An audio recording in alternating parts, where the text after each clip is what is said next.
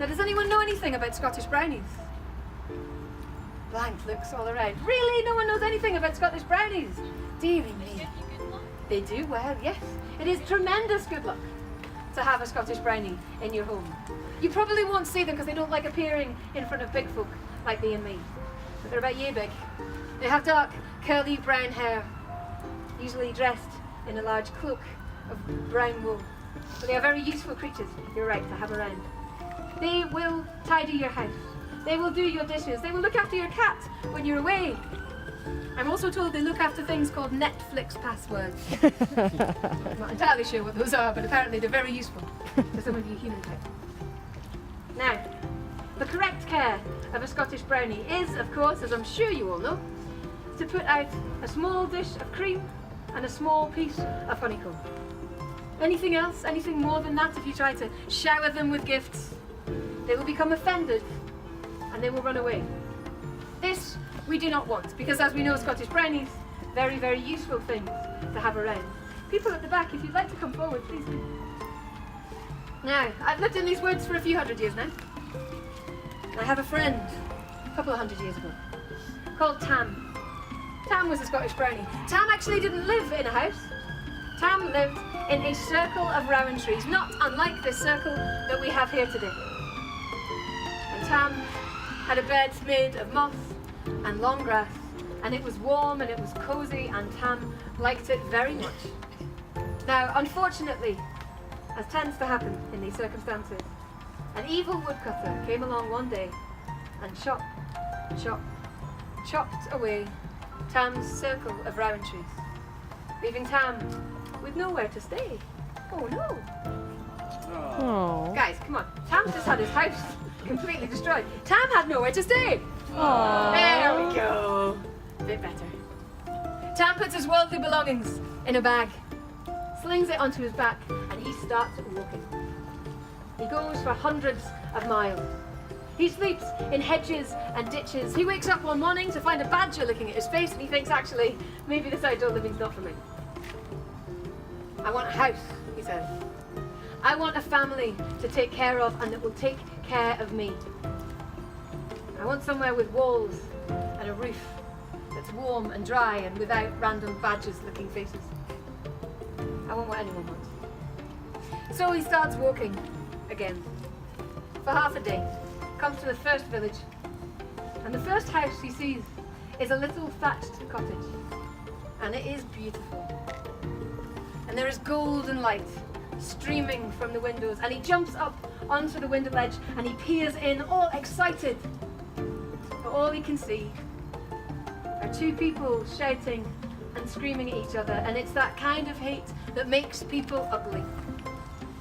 And he says, I think this is a house of anger, and I don't want to stay in a house of anger. So he jumps down, disappointed, and he keeps on walking. The next house he comes to looks to be new. There's ivy on the walls. There's a fresh coat of paint on the door. The garden is well kept, and there is a purebred puppy playing about at the gate. So far, so idyllic. He's excited about the possibilities that this house might have for him. He jumps up onto the window ledge. He peers in the window. But all he can see are three bored and unhappy people counting a big pile of money. And he says, okay, well, I'll probably never be short of cream and honeycomb, but this looks to be a house of greed, and I don't really want to stay in a house of greed. And disappointed again, he jumps down from the window ledge and he keeps on walking. He goes through the entire village, but nothing is quite right. If you haven't guessed by this point in the story, Tam's actually really picky. Eventually, he comes to the very last house. And the last house, just between you and me, is looking a bit tumble down. And the slates are missing from the roof, and the door is pretty much broken. And when he jumps up onto the window ledge to try and look through the window, he has to scrub and scrub just to find a little patch where he can see through. But when he does, what he sees warms his heart. Now, these people clearly don't have a lot of money. Their clothes are threadbare, their furniture is broken, and their shoes definitely need new soles, but the way that they look at each other is special. And Tam says, this is a house of love. And I could definitely stay in a house of love. He jumps down from the window ledge, ducks underneath the broken door, climbs up the threadbare curtain into the attic, makes himself a bed of straw, and it is warm and it is cozy and it's dry, which would be quite nice at that night. And he thinks, this might be somewhere where I could be happy. By and by, he starts doing nice things for this family. He cleans the windows, first of all, and they marvel at how much brighter it is. He fixes their furniture and mends their threadbare clothes, and they remark how much comfortable it is. He mows their garden, and they marvel at the outside space they never realized they had, and they are happy. Now, their eldest daughter is called Jenny, and she is a well brought up and wise young lady, and she realizes we have been visited by a Scottish Brownie. And being a wise and well brought up young lady, she knows exactly what to do. She gets a small dish of cream, a small piece of honeycomb. She leaves it in a quiet spot in the house.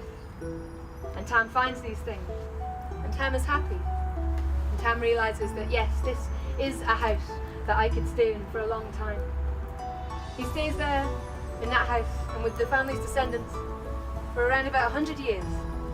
And it goes to show that it's not what your house looks like.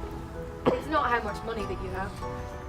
But a family and a home is made from love and love alone. And they live happily ever after.